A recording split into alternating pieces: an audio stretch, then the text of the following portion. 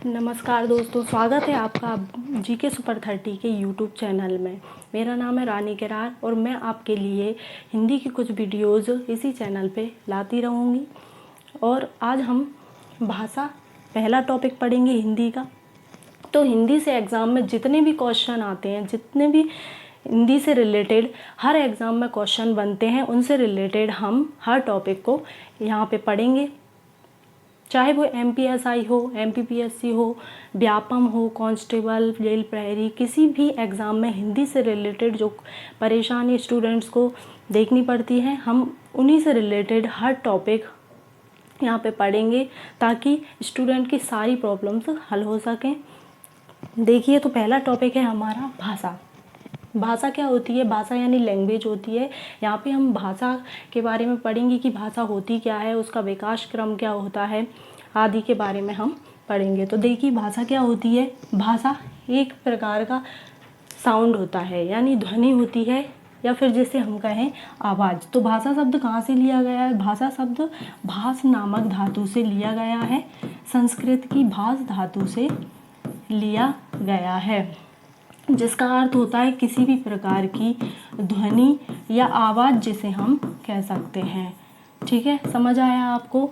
तो जनरली हम बचपन से पढ़ते आ रहे हैं कि भाषा वह साधन या माध्यम होती है जिसके द्वारा हम अपने विचारों का आदान प्रदान करते हैं, या हम अपने विचारों को सामने वाले से किस प्रकार से व्यक्त कर सकते हैं और सामने वाले की बात को हम किस प्रकार से ग्रहण कर सकते हैं, वही होती है भाषा। तो यही डेफिनेशन हम बचपन से पढ़ते आए हैं। लेकिन सरल शब्दों में हम समझें तो भाषा एक प्रकार की क्या होती है? ध्वनि होती है, या आवाज़ जिसे कहें। चाहे वो आवाज़ किसी की भी हो, नदियों का कलकल करके बहना हो, हवा का बहना हो, या वाहनों की आवाज़ हो, या पशु पक्षियों किसी का भी चहकना, किसी भी प्रकार की आवाज़ को हम क्या कहेंगे? भाषा कहेंगे। ठीक है, तो आपको समझ में आया है यहाँ तक? तो इसकी भाषा की परिभाषा ये हो सकती है कि भाषा एक प्रकार का क्या है? संचार का काम करती है, कि सामने वाला जिस प्रकार से मैं आपको पढ़ा रही हूँ, तो मैं बोल रही हूँ, तो आप मेरी बात को किस प्रकार से सुनकर समझ सकते हैं, किस प्रकार से सुनकर समझ सकते हैं, तो वही होती है भाषा। यदि मैं बोल रही हूँ तो आप मेरी बोली हुई बातों को सुनकर समझ सकते हैं। और उसी प्रकार यदि मैं बोर्ड पे कोई भी चीज़ आपके लिए लिख देती हूँ, जैसे मैंने लिखा मैं आपको पढ़ा रही हूँ, मैं आपको पढ़ा रही हूँ, तो आप किस प्रकार से उसे समझ सकते हैं? तो आप उसे पढ़कर ही समझ पाएंगे। ठीक है, तो वो क्या होती है? भाषा होती है। तो भाषा कितने प्रकार की होती है? भाषा के कितने भेद होते हैं? पहला होता है आपका मौखिक भाषा। पहला क्या होता है आपका? मौखिक भाषा। और दूसरा आपका क्या होता है? लिखित भाषा। ठीक है, समझ आया?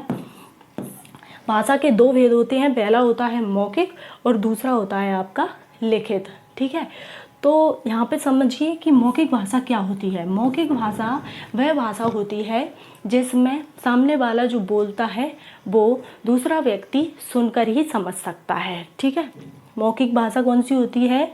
जब कोई व्यक्ति बोलता है, यानी बोलकर कोई बात समझा रहा है, तो सामने वाला उसे ना तो देख सकता है, ठीक है, तो केवल वह है सुनकर ही उस बात को समझ पाता है। तो जो सामने जो बोलेगा तभी उस बात को समझ पाएगा। जैसे मैं बोल रही हूँ तो आप लोग उस बात को सुनकर ही समझ सकते हैं। ठीक है, दूसरी कौन सी होती है? लिखित भाषा हमारी। तो लिखित भाषा कौन सी है? लिखित भाषा वह भाषा होती है जो लिखकर सामने वाला उसे पढ़कर ही समझ सकता है। जैसे कि मैंने यहाँ पे कुछ लिखा आपके लिए, जैसे मैंने लिखा लिख कर, तो सामने वाला उसे कैसे समझेगा? पढ़कर। ठीक है, तो ये होती है लिखित भाषा। समझ आया आपको? मौखिक भाषा वह भाषा होती है जिसे बोलकर बताया जाए तो सामने वाला उस चीज़ को सुनकर समझ सकता है, और यदि लिखकर किसी चीज़ को हम किसी को दिखाएं तो वो पढ़कर ही उसी चीज़ को समझ पाएगा। तो ये हो गए भाषा के दोनों भेद। ठीक है, आगे बढ़ते हैं हम।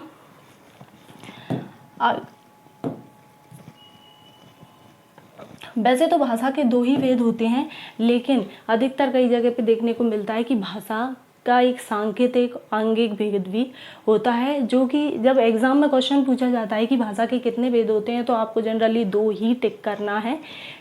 4 नहीं करना है, लेकिन वैसे बताया गया है कि एक सांकेतिक भाषा भी होती है जो पहले यूज़ की जाती थी आदि मानव के ज़माने में सांकेतिक आंगिक भाषा का प्रयोग अधिकतर किया जाता था। आंगिक भाषा से ही स्पष्ट हो रहा है कि अंगों के द्वारा कोई भी चीज़ की तरफ इशारा करना, अंगों के द्वारा हम किसी भी चीज़ की तरफ इशारा करके किसी को बताते हैं तो वो होती है आंगिक भाषा। और सांकेतिक भाषा वो होती है जैसे कि चौराहे पर 3 लाइट लगी होती हैं, रेड, ग्रीन, येलो लाइट, तो उनका क्या संकेत होता है कि वो हमें बताती हैं कि हमें कब रुकना है, कब जाना है और कब ठहरना है।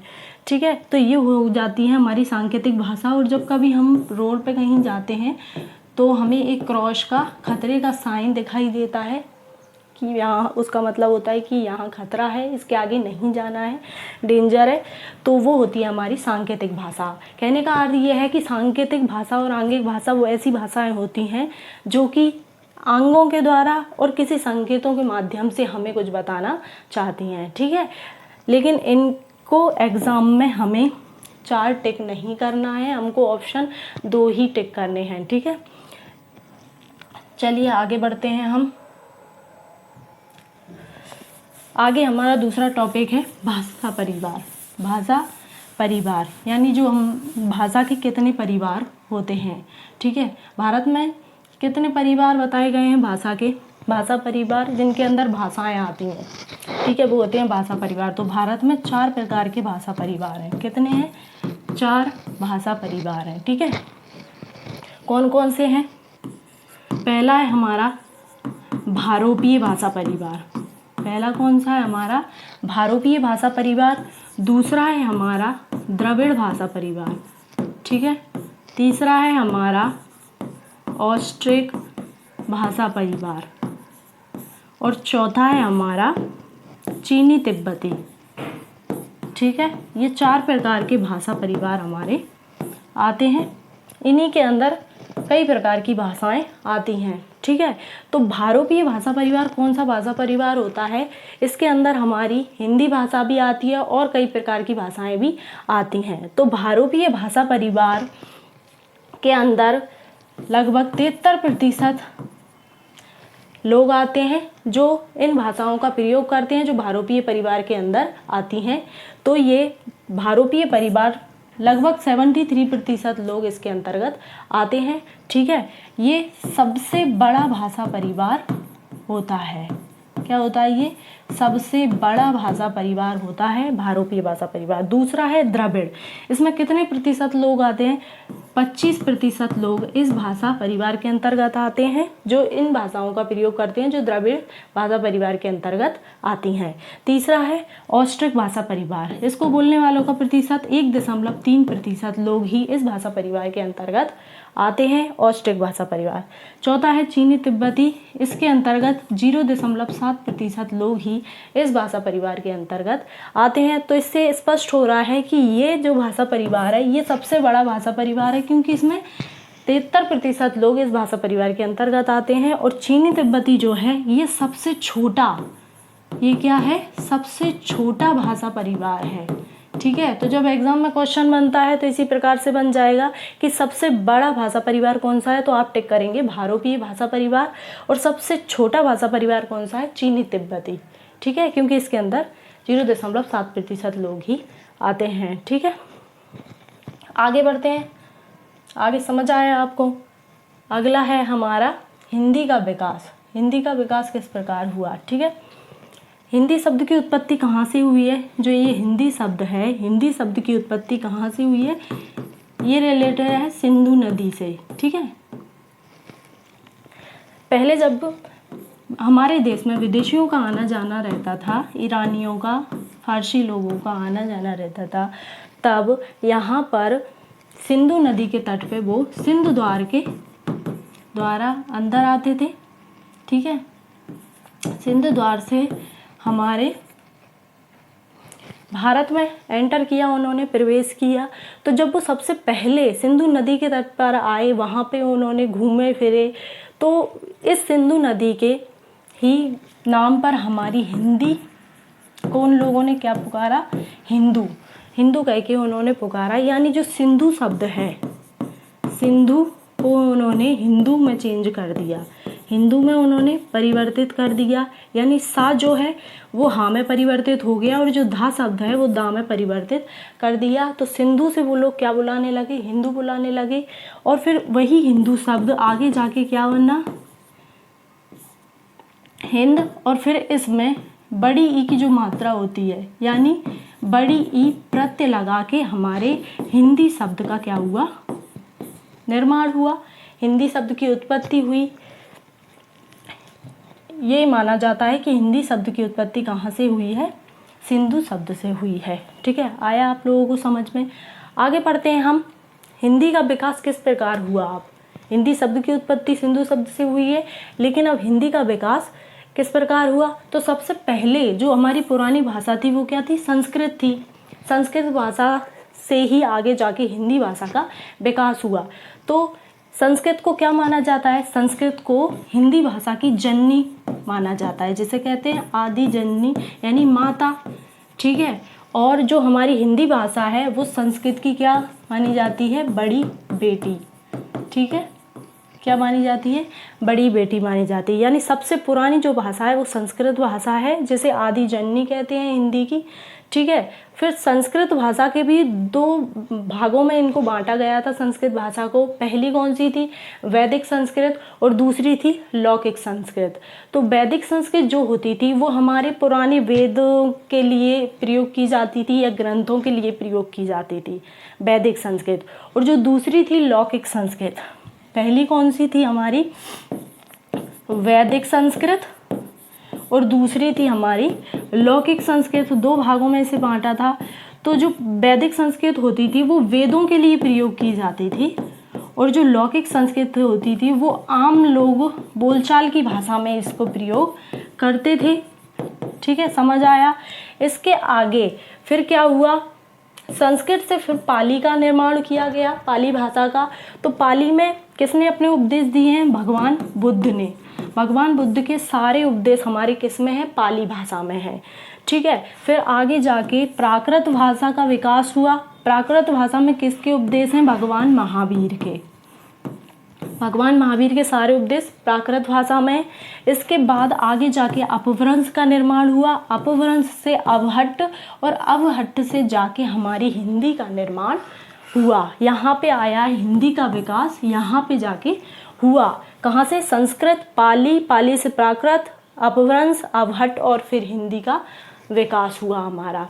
ठीक है, तो जो हिंदी का विकास हुआ है किस सन में हुआ है, सन 1100 में।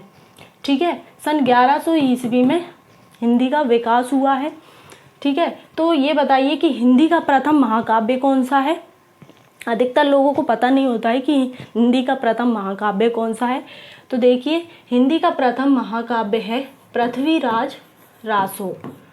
पृथ्वीराज रासो हिंदी का प्रथम महाकाव्य है। इसकी रचना किसने की है, इसके कवि कौन है, चंदवरदाई। ठीक है, इसके कवि का नाम है चंदवरदाई। और हिंदी का प्रथम महाकाव्य कौन सा है, पृथ्वीराज रासो। इसकी रचना कब हुई थी,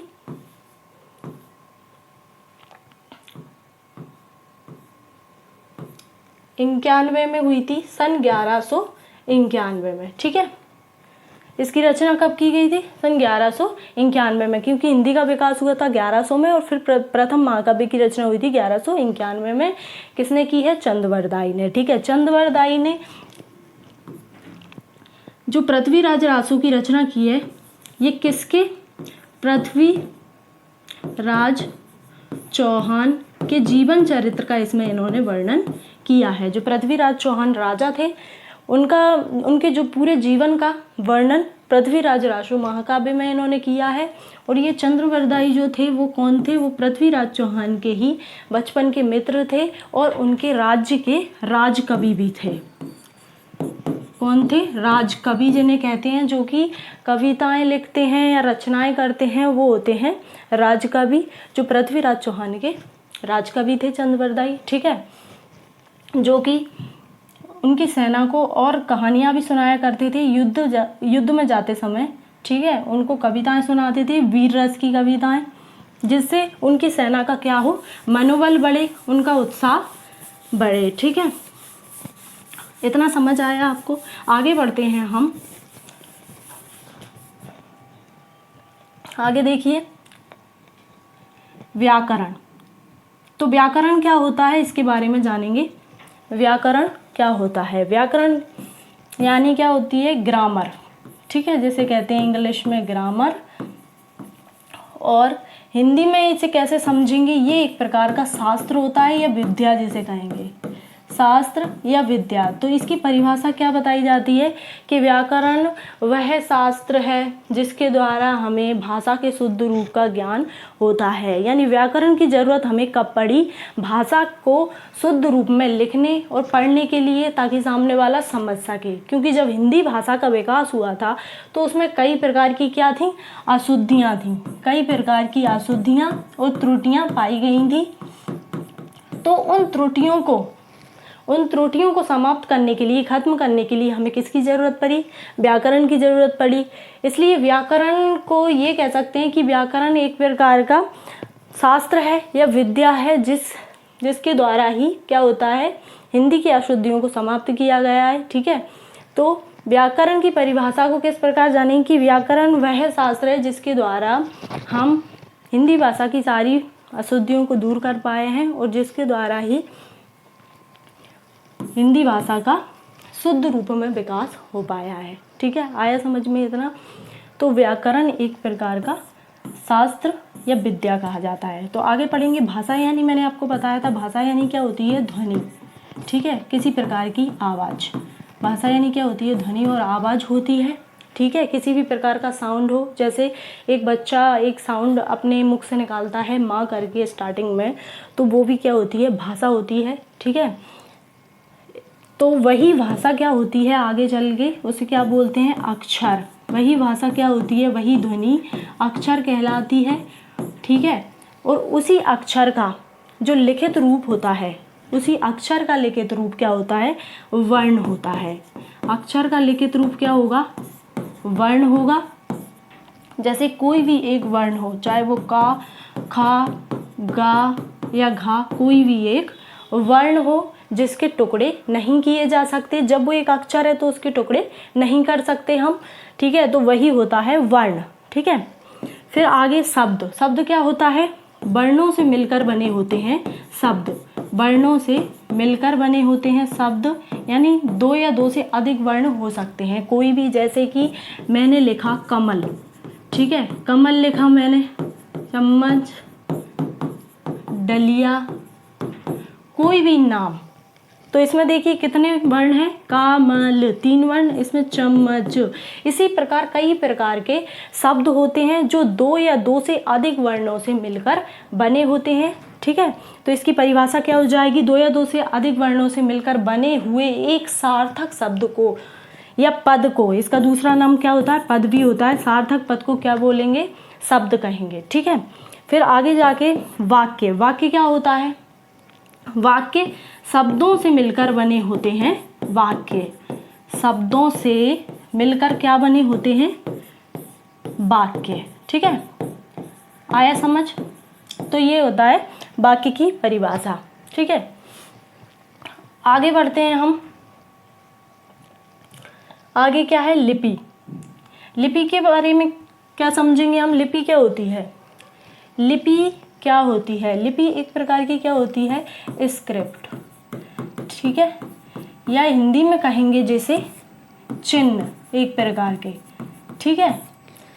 लिपि यानी चिन्ह होते हैं। तो लिपि क्या होती है? लिपि भाषा को लिखने के लिए जिन विधि और चिन्हों का प्रयोग किया जाता है उसे ही लिपि कहते हैं। यानी जो कोई भी भाषा होती है, चाहे वो हिंदी भाषा हो, अंग्रेजी भाषा हो, बंगाली हो, गुजराती हो, मराठी, कोई भी भाषा हो, हर भाषा की अपनी एक लिपि होती है, ठीक है। तो लिपि को ही स्क्रिप्ट कहा जाता है और लिपि एक प्रकार के चिन्ह होते हैं जिनमें भाषाओं को लिखा जाता है। तो ये लिखने की एक विधि है, भाषाओं को लिखने की एक विधि। आगे पढ़ते हैं कि कौन सी भाषा किस लिपि में लिखी गई है, ठीक है। तो जो हमारी हिंदी भाषा है, हिंदी भाषा, गुजराती, मराठी, ये जो भाषाएं हैं ये कौन सी लिपि में लिखी गई हैं? ये जो भाषाएं हैं हिंदी, गुजराती, मराठी, ये कौन सी भाषाओं में लिखी गई हैं बताइए। तो ये लिखी गई हैं देवनागरी लिपि में। कौन सी? देवनागरी लिपि में लिखी गई हैं। ठीक है। अगली जो हमारी भाषा है वो कौन सी? जैसे कि अंग्रेजी के बारे में, अंग्रेजी भाषा किस लिपि में लिखी गई है? तो ये है रोमन लिपि इसकी। ठीक है। तीसरा है हमारा उर्दू। उर्दू भाषा किस लिपि में लिखी गई है? फारसी। उर्दू, अरबी, फारसी। ठीक है। अगली जैसे कि असमिया, तो असमिया की लिपि भी क्या है? असमिया। असमिया की लिपि क्या है? असमिया है। जैसे कि तमिल भाषा है, तमिल भाषा की लिपि क्या है? तमिल। तेलुगु भाषा है, तेलुगु की भी क्या है? तेलुगु। तो बहुत सी भाषाएं ऐसी हैं जिनकी लिपि भी वही है। ठीक है। इसी प्रकार से कई प्रकार की भाषाएं हैं। ठीक है। आगे बढ़ते हैं। हर भाषा की अपनी लिपि होती है, ये आपको याद रखना है। ठीक है। हर भाषा एक लिपि में लिखी जाती है। राजभाषा या राष्ट्रभाषा क्या होती है? राजभाषा और राष्ट्रभाषा क्या होती है? आइए समझिए। राजभाषा कौन सी भाषा होती है? जो कि सरकारी कामकाज में प्रयोग की जाने वाली भाषा होती है। जो हमारे संविधान के कार्य होते हैं, संविधान सभा के जितने भी कार्य होते हैं, या हमारे सरकारी केंद्रीय सरकार के द्वारा जो भी कार्य किए जाते हैं, वो सब किस भाषा में किए जाते हैं? राजभाषा में किए जाते हैं। यानी ऐसी भाषा जिसको संविधान के द्वारा मान्यता प्राप्त हो, वो भाषा राजभाषा होती है। तो हिंदी हमारी क्या है? राजभाषा है। हमारी राजभाषा हिंदी है। तो यानी जितने भी कार्य हमारे संविधान सभा में किए जाते हैं, या जितने भी सरकारी कामकाज में प्रयोग किए जाते हैं, वो हिंदी भाषा में किए जाते हैं, क्योंकि इसे राजभाषा की मान्यता प्राप्त की गई है। इसे राजभाषा की मान्यता कब प्राप्त की गई थी? 1950 में। ठीक है। और एक बात और, इससे क्वेश्चन बनता है कि हिंदी दिवस कब मनाया जाता है? हिंदी दिवस मनाया जाता है हमारा 14 सितंबर को। कब मनाया जाता है? एक क्वेश्चन बनता है, इम्पॉर्टेंट है ये, कई एग्जाम में आ चुका है कि हिंदी दिवस कब मनाया जाता है? 14 सितंबर को। और दूसरा क्वेश्चन जैसे कि हिंदी को राजभाषा के रूप में मान्यता कब प्राप्त है? तो ये 1950। तो ये आपने समझ लिया कि राजभाषा कौन सी होती है? जो सरकारी कामकाज में प्रयोग की जाती है, वो भाषा कौन सी होती है? राजभाषा होती है। और राजभाषा हमारी कौन सी है? हिंदी है। ठीक है। अगला है राष्ट्रभाषा। राष्ट्रभाषा कौन सी होती है? जो कि अधिकतर जगह पे बोली जाती है, यानी पूरे राष्ट्र में या पूरे देश में कह सकते हैं इसे। ये पूरे देश प्रांत में बोली जाने वाली भाषा होती है। यानी ये आम नागरिक की भाषा है। आम जन लोग, यानी जनता के द्वारा, ये आम जन लोगों के द्वारा ये प्रयोग की जाती है। ठीक है। सामान्य बोलचाल में। आया समझ? ये राष्ट्रभाषा होती है। लेकिन हम हिंदी को हमारी राष्ट्रभाषा नहीं कह सकते, क्योंकि इसे संविधान के द्वारा कोई भी मान्यता प्राप्त नहीं की गई है। संविधान में ऐसा कोई भी अनुच्छेद नहीं है जिसमें लिखा हो कि हिंदी हमारी राष्ट्रभाषा है। बस इसे जनरली मान लेते हैं, क्योंकि अधिकतर लोग हिंदी भाषा का प्रयोग करते हैं। ठीक है। तो ये राष्ट्रभाषा होती है, जो ज़्यादातर जगह पे बोली जाने वाली भाषा होती है। तो हमारी हिंदी भाषा जो है, जो कई जगह पे फैली हुई है, इसलिए हम इसे मान लेते हैं कि हमारी राष्ट्रभाषा है। लेकिन संविधान में इसका कोई भी प्रमाण नहीं है कि इसे राष्ट्रभाषा की मान्यता प्राप्त हो। ठीक है। और जो राजभाषा हमारी हिंदी है, जो इसे 1950 में मान्यता प्राप्त की गई थी राजभाषा के तौर पे। ठीक है। तो इसके कौन से अनुच्छेद में लिखा है कि हिंदी हमारी राजभाषा है? वो अनुच्छेद है संविधान। संविधान का अनुच्छेद कौन सा है बताइए? अनुच्छेद 343(1) के तहत हिंदी भाषा को राजभाषा के रूप में मान्यता प्राप्त है। ठीक है। आया इतना समझ में? यदि आपको हमारी वीडियो अच्छी लगे तो प्लीज़ लाइक ज़रूर कीजिएगा, कमेंट कीजिए और अपने दोस्तों को शेयर कीजिएगा। इसी तरह की वीडियो मैं आपके लिए लाती रहूँगी, हर टॉपिक से रिलेटेड। जितने भी एग्ज़ामों में इस प्रकार से हिंदी से रिलेटेड कोई भी क्वेश्चंस बनते हैं, तो आपके लिए ये बहुत ही इम्पोर्टेंट है कि आप हमारी वीडियो को ज़रूर देखें और लाइक करें। ठीक है। Thank you.